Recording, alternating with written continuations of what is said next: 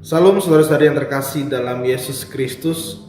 Selamat berjumpa di dalam renungan hari ini. Saya mengucapkan salam sejahtera bagi kita semua dimanapun saudara-saudari berada. Akhirnya Tuhan Yesus memberkati.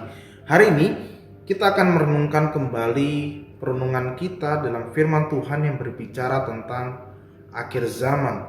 Nas yang menjadi landasan firman Tuhan hari ini terambil dalam Matius 24 ayat 3 sampai dengan 14. Saudara kasih dalam Tuhan, apa perasaan dan pemahaman saudara ketika membaca tema ini, yaitu akhir zaman?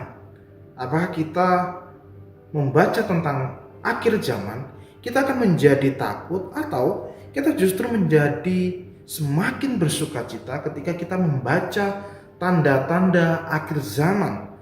Saya percaya bahwa kita rata-rata akan langsung mengatakan bahwa akhir zaman itu merupakan suatu hal yang mengerikan. Bahkan di dalam Alkitab pun sudah cukup banyak data bagaimana kehidupan dari akhir zaman itu terjadi, dan gambaran-gambaran yang mengerikan lebih melekat di dalam benak pikiran kita mengenai akhir zaman. Yang menjadi pertanyaan kita saat ini, apakah segala sesuatu yang akan berakhir akan selalu menakutkan dan mengerikan?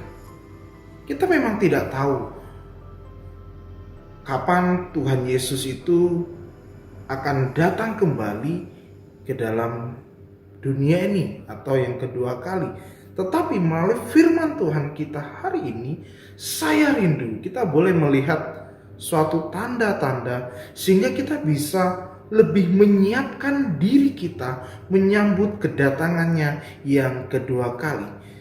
Lalu yang menjadi pertanyaan adalah, sikap apa yang harus kita miliki dalam mengisi masa antara sampai kedatangan Tuhan Yesus itu yang kedua kali?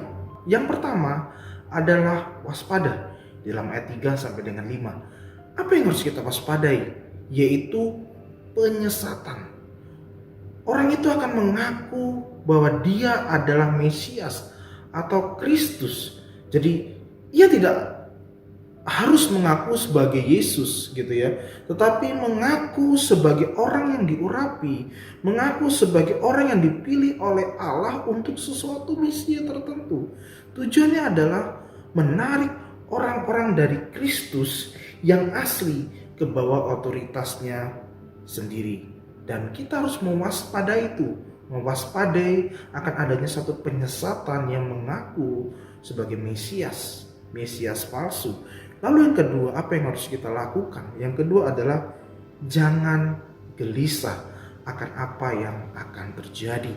Di dalam ayat 6 sampai dengan ayat 12. Mengapa?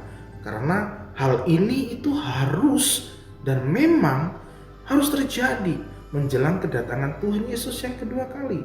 Sehingga itulah yang harus kita pahami, bahwa ini akan terjadi dan kita tidak perlu gelisah dengan apa yang akan terjadi. Makanya kita harus waspada dan kita harus tidak boleh gelisah, karena kita tahu bahwa ini harus terjadi melalui kedatangan Tuhan Yesus yang kedua kali.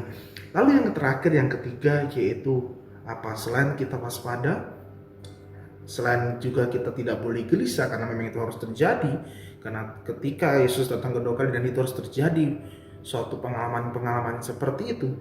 Yang ketiga yang tidak kalah penting yaitu setia sampai akhir. Di dalam ayat 13 sampai dengan ayat yang ke-14 dikatakan demikian. Tetapi orang yang bertahan sampai pada kesudahannya akan selamat. Nah, saudara-saudari kasih dalam Tuhan, ayat ini merupakan dorongan untuk bertahan sampai akhir.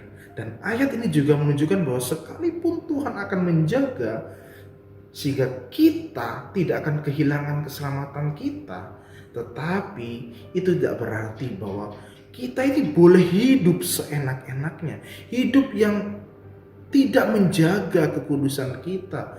Kita harus senantiasa berusaha setia sampai akhir. Dan kita ini akan terus bertanggung jawab dan wajib untuk mati-matian bertahan dalam iman kita.